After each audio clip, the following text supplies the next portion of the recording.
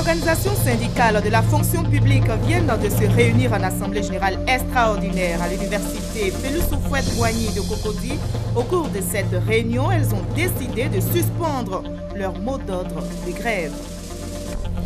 Le vice-président ivoirien Daniel Kablan-Duncan a quitté Abidjan ce matin pour Addis Abeba en Éthiopie. Il va prendre part au nom du président de la République au 28e sommet de l'Union africaine qui s'ouvre lundi prochain. Cette année, le Trésor public recherche près de 1200 milliards de francs CFA. L'institution financière compte sur la participation des SVT, les spécialistes en valeur du Trésor. Theresa May, chef du gouvernement britannique, est arrivée aujourd'hui aux États-Unis d'Amérique. C'est la première dirigeante étrangère à être reçue par le nouveau président américain Donald Trump. Ils envisagent de renforcer leurs relations commerciales. Voilà pour les titres. Bienvenue dans le journal de RTI 1. Toutes nos excuses pour le retard avec lequel nous démarrons ce journal. Un retard dû à un souci technique. Merci pour votre compréhension. Tout d'abord, ce qui concentre l'actualité en Côte d'Ivoire. Les organisations syndicales de la fonction publique se sont réunies aujourd'hui en assemblée générale extraordinaire à l'université Félix Houphouët-Boigny de Cocody. Ces organisations ont décidé de suspendre leur mot d'ordre de grève. Les fonctionnaires sont appelés à reprendre le travail dès lundi. Nous écoutons la déclaration des organisations syndicales. La plateforme nationale réunie en Assemblée générale suspend pour un mois son mot d'ordre de grève afin de donner une chance aux discussions à venir. Invite par conséquent les fonctionnaires et agents de l'État de Côte d'Ivoire à reprendre le travail dès lundi 30 janvier 2017 à 7 h. Toutefois, la plateforme nationale invite instamment le gouvernement à faire des propositions de paiement de ce stock fait à Abidjan le 27 janvier 2017, l'Assemblée générale.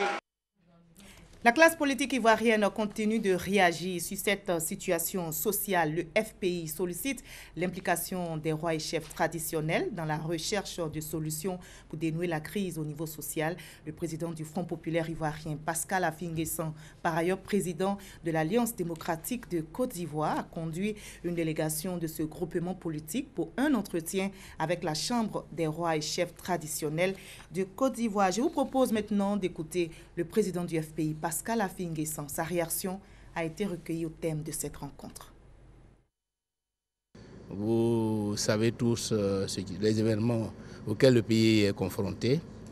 Nous, en tant que parti politique, nous avons pris des positions.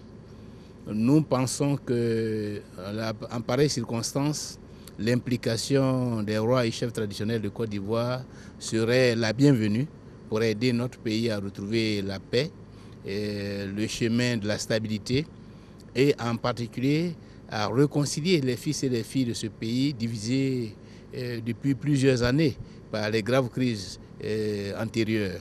Et donc nous sommes venus échanger avec Sa Majesté et une délégation de la Chambre pour leur faire partager nos analyses et pour solliciter leur implication afin que nous puissions trouver des solutions consensuel et faire en sorte que la Côte d'Ivoire retrouve la paix et la stabilité. Je le disais à l'instant, le vice-président ivoirien Daniel Kablan-Duncan se trouve actuellement en Éthiopie. C'est ce matin qu'il a quitté Abidjan pour Addis Abeba. Il va prendre part au nom du président de la République, Alassane Ouattara, au 28e sommet de l'Union africaine qui s'ouvre lundi. Ce sommet sera marqué, entre autres, par l'élection du président et du vice-président de la Commission de l'Union africaine. En marge de la conférence de l'UA, Daniel Kablan-Duncan aura des entretiens bilatéraux avec des dirigeants de pays amis et des responsables d'institutions internationales. Avant son départ justement en Éthiopie, le vice-président Daniel Kablan-Duncan a reçu hier une délégation de CFAO Côte d'Ivoire. Le groupe français entend renforcer son partenariat avec le pays et investir dans plusieurs nouveaux secteurs d'activité. Cette année, le Trésor public recherche près de 1200 milliards de francs CFA. L'institution financière compte donc sur la participation des SVT, les spécialistes en valeur du Trésor. Les SVT conseillent et assistent les États sur leur politique d'émission et de gestion de la dette et plus généralement sur toute question liée au développement du marché des titres publics. Les meilleurs SVT ont été distingués, comme nous l'explique Francis Boifo.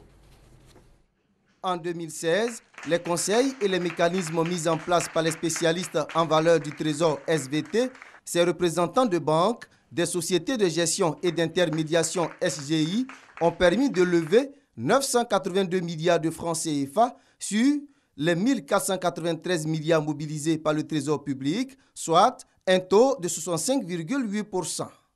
D'importants défis à relever cette année sur les marchés financiers. Le Trésor public recherche près de 1200 milliards de francs CFA pour financer les projets de l'État. La participation des SVT est très attendue. Les SVT interviennent surtout comme des conseillers financiers pour l'État. Donc des conseillers financiers pour le Trésor public.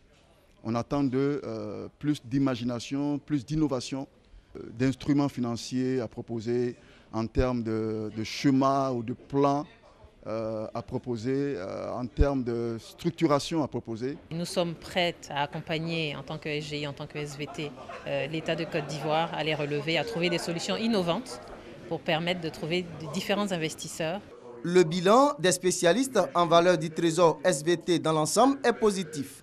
Le directeur général du Trésor public relève cependant que certains n'ont pas honoré leurs engagements vis-à-vis de l'État. Assaouré Konan-Jacques appelle à plus de responsabilités cette année. Jeudi libéral, c'est un rendez-vous organisé par la Fondation allemande pour développer une question d'actualité. Cette année, le thème choisi est perspective pour le renforcement de la démocratie et des institutions. Un sujet expliqué par des professeurs d'université. L'objectif est de promouvoir la démocratie et les institutions. Explication détaillée avec Sidonie Davila.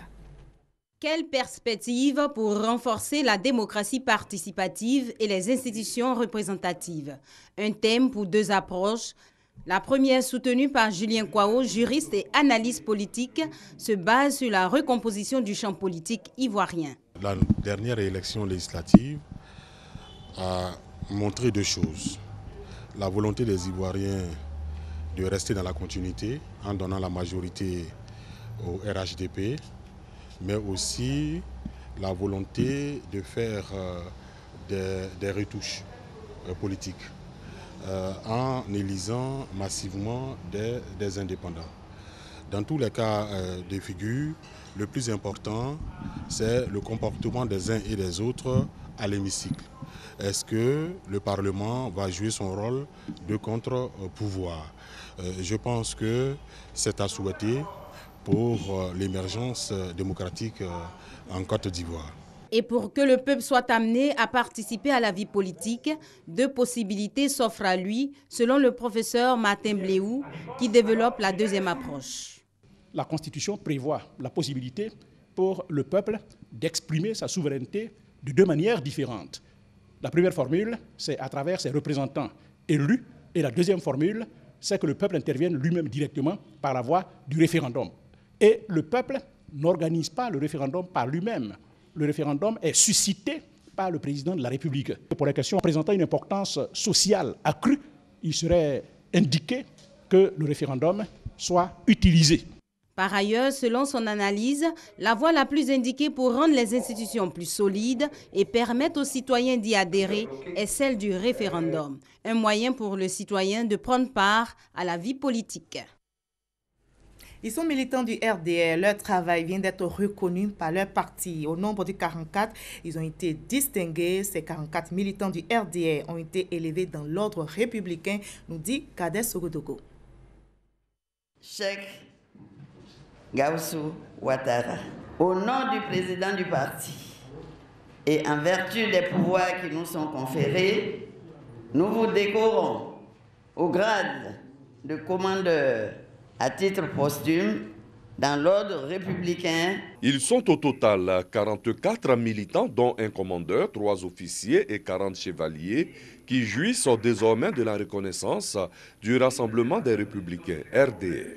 Selon ses responsables, Dans sa marche difficile et pénible vers le pouvoir d'État, ces militants issus de Kong, ville symbole et chargée d'histoire, localité d'origine du président de la République Alassane Ouattara, ont su faire montre de leur flamme militante. Et d'ailleurs, à cette cérémonie, tous avaient une pensée pour tous les disparus, dont le cheikh Gaussou Ouattara, ex-vice-président de l'Assemblée nationale et frère aîné du président de la République. La marche fut difficile. Nous sommes les plus heureux lorsqu'il y a une délégation qui vient pour honorer nos aînés. 23 ans de lutte au quotidien couronné. J'ai donné la vie à cette partie depuis la création avec Guénou Kobena, avec Dr Moussa Ouattara. J'ai donné tout ce qu'il faut donner. Les fruits que nous récoltons aujourd'hui sont vraiment les actes qu'ils ont posés d'antan. Et vraiment de là où ils sont, qu'ils reposent en paix. Avant Kong, la grande chancelière de l'Ordre des Républicains, Sarah Sako Fatiga, a également décoré les militants de Fekese-Dougou et de Wangolo-Dougou. Comment améliorer les systèmes d'enregistrement des faits d'état civil et établissement des statistiques de l'état civil? La question préoccupe l'Office national d'identification. L'ONU organise donc une formation. Le but est de mettre en place un registre national efficace des personnes physiques. Le reportage d'Abou Sanogo. Une session de formation animée par des experts nationaux et internationaux à l'endroit des acteurs nationaux pour réformer et améliorer les systèmes d'enregistrement des faits d'état civil et d'établissement des statistiques de l'état civil. Elle va permettre aux participants de s'approprier l'ensemble des étapes du processus d'évaluation devant mener à l'adoption du plan stratégique de renforcement du système d'enregistrement des faits d'état civil et de la production des statistiques de la Côte d'Ivoire. Il faut une identification fiable des personnes. Or, l'identification fiable des personnes va à la source de cette identité qui est l'état civil. Donc, il faut diagnostiquer l'état civil, enlever toutes les aspérités qui entourent cet état civil, en l'effet d'obtenir une identité fiable, connaître le vrai statut des personnes. Pendant 4 jours, les groupes thématiques constitués des acteurs nationaux vont bénéficier de l'appui des experts internationaux dans le processus de mise en place du registre national des personnes physiques.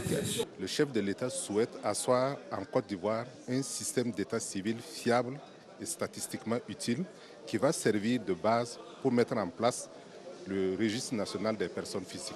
Donc dans cette perspective, nous allons accompagner les groupes thématiques. Le registre national des personnes physiques est une initiative qui ne se trouve pas en Afrique. Je crois que la Côte d'Ivoire est un des pays rares qui ont procédé et commencé à faire cette initiative. Elle est très bonne, surtout avec le développement et la promotion de l'état civil. Je vois que la Côte d'Ivoire doit persévérer sur cette démarche et doit aller de l'avant. L'évaluation du système d'enregistrement des faits d'état civil et de la production des statistiques de l'état civil de Côte d'Ivoire s'inscrit dans l'agenda politique régional élaboré par les ministères africains en charge de l'enregistrement des faits d'état civil. Le réseau ivoirien des communicants vient d'organiser sa conférence annuelle. Les réflexions ont porté sur le rôle des communicants pour une bonne gouvernance des entreprises en Côte d'Ivoire. Outils et compétences, la Haute Autorité pour la bonne gouvernance appelle le réseau à promouvoir les bonnes pratiques. On en sait plus avec Herman Yamien. Invité de la conférence annuelle du réseau ivoirien des communicants, la Haute Autorité pour la bonne gouvernance. En invitant cette structure à cette conférence, les initiateurs entendent mieux faire connaître ses missions et aussi s'instruire sur le rôle que peuvent jouer les communicants au sein d'une entreprise afin de favoriser la bonne gouvernance. Les bénéfices de l'entreprise ne sont pas que financiers. Le bénéfice de l'entreprise est également en termes de capital image. Et le rôle du communicant, justement, va aider avec un plan d'action structuré, stratégique, aider à booster donc l'entreprise au-devant de ses chiffres, au-devant de son image. Pour les panélistes, il est important de doter toutes les entreprises d'une équipe de communication. Pour eux, en le faisant, cela rendra leurs actions plus visibles pour faciliter la bonne gouvernance.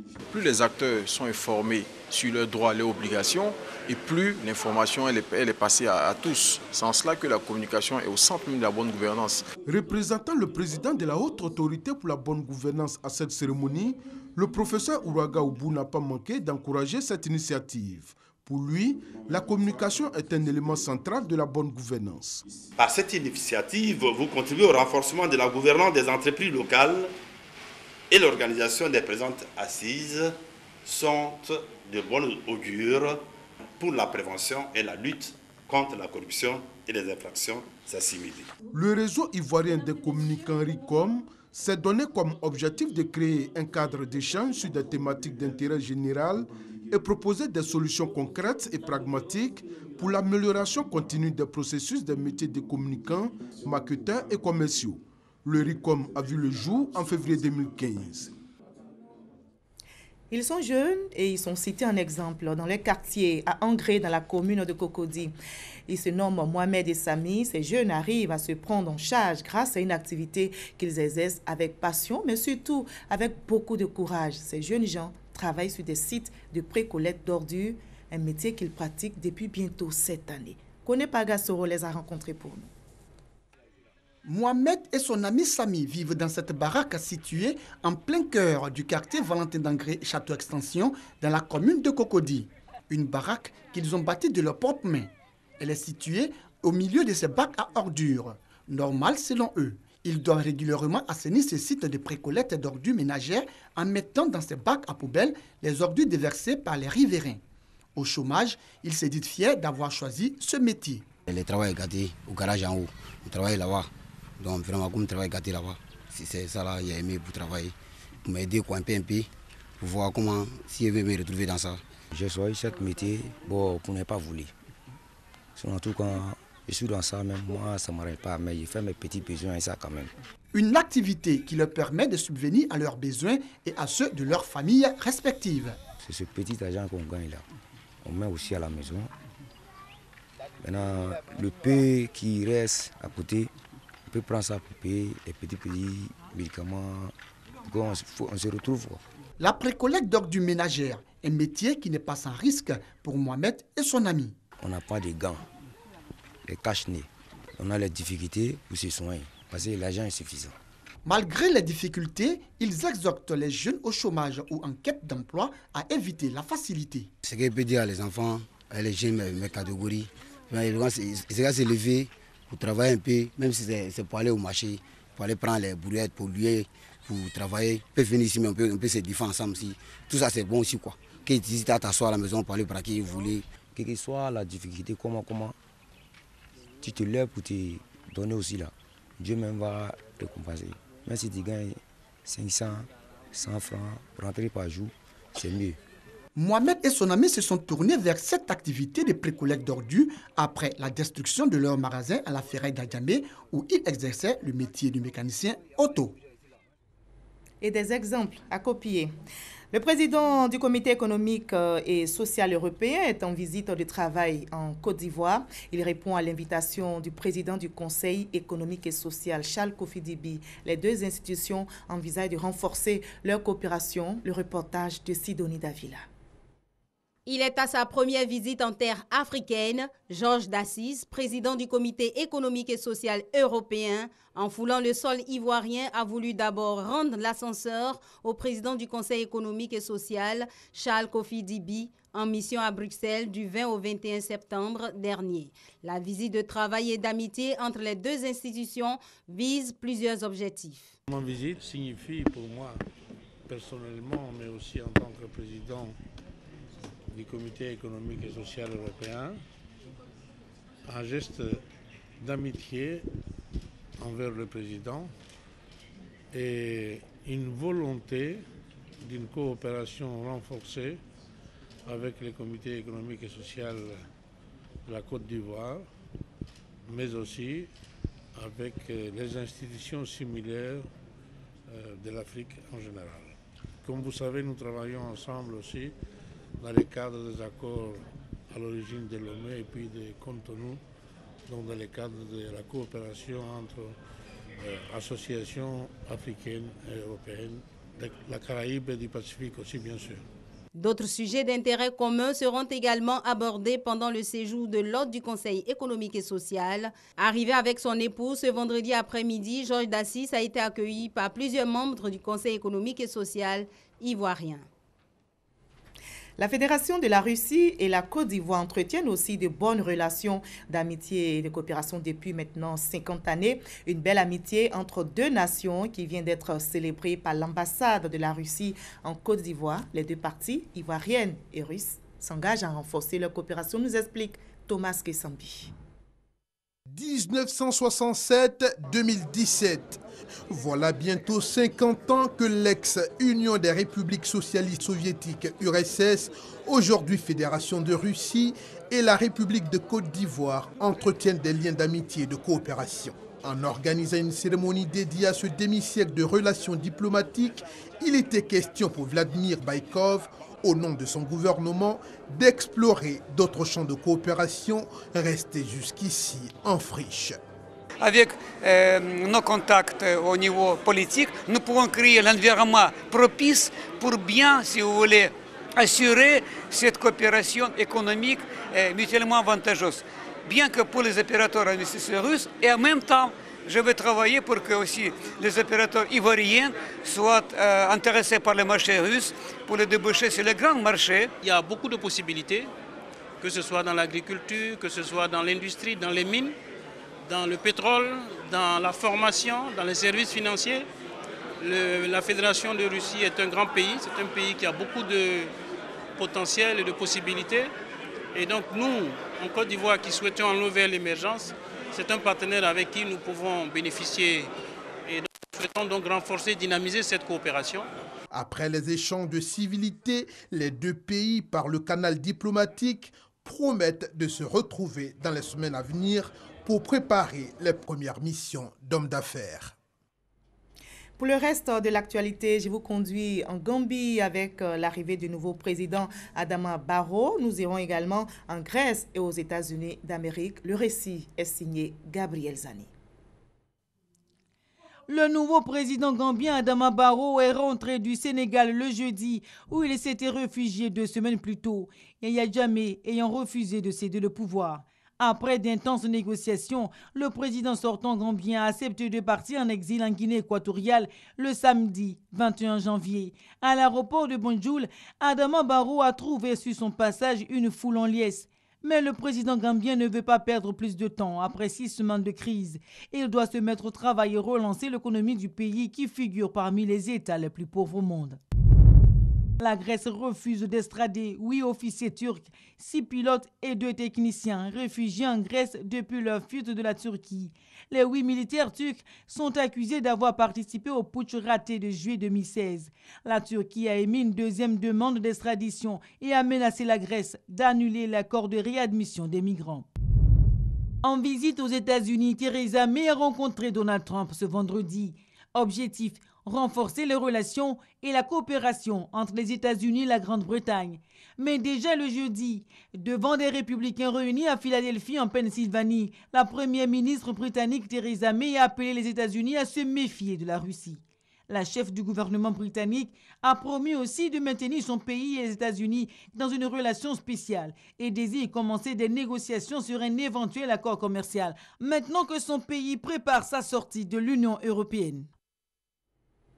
Et sur le tapis rouge a été déroulé pour Theresa May. Ce n'est pas le cas pour le président mexicain. Les hostilités ont commencé entre le Mexique et les États-Unis. Le président mexicain Enrique Peña Nieto a décidé d'annuler sa visite à Washington prévue mardi prochain. Décision prise au lendemain de la signature par le président américain Donald Trump d'un décret pour lancer la construction d'un mur à la frontière avec le Mexique. Le ton monte donc entre les deux pays. Le président mexicain a signifié à Donald Trump qu'il ne croit pas en la construction de ce mur et il ne le financera jamais. La CAN reprend ses droits demain au Gabon. Les quarts de finale de la 31e édition de la Coupe d'Afrique des Nations de football qui se tient donc au Gabon débuteront demain avec les matchs qui vont opposer donc le Burkina Faso à la Tunisie et le Sénégal au Cameroun. Je rappelle, avant de nous séparer, ce qui concentre l'actualité en Côte d'Ivoire. Les organisations syndicales de la fonction publique se sont réunies aujourd'hui en Assemblée générale extraordinaire à l'Université Félix Houphouët-Boigny de Cocody. Ces organisations ont décidé de suspendre leur mot d'ordre de grève. Les fonctionnaires sont appelés à reprendre le travail dès lundi 30 janvier à 7 h. Ce journal est terminé. Merci à vous tous de votre aimable attention. Encore une fois, toutes nos excuses pour le retard avec lequel nous avons démarré ce journal. Un retard dû à un souci technique. Merci de votre aimable attention et surtout de votre fidélité.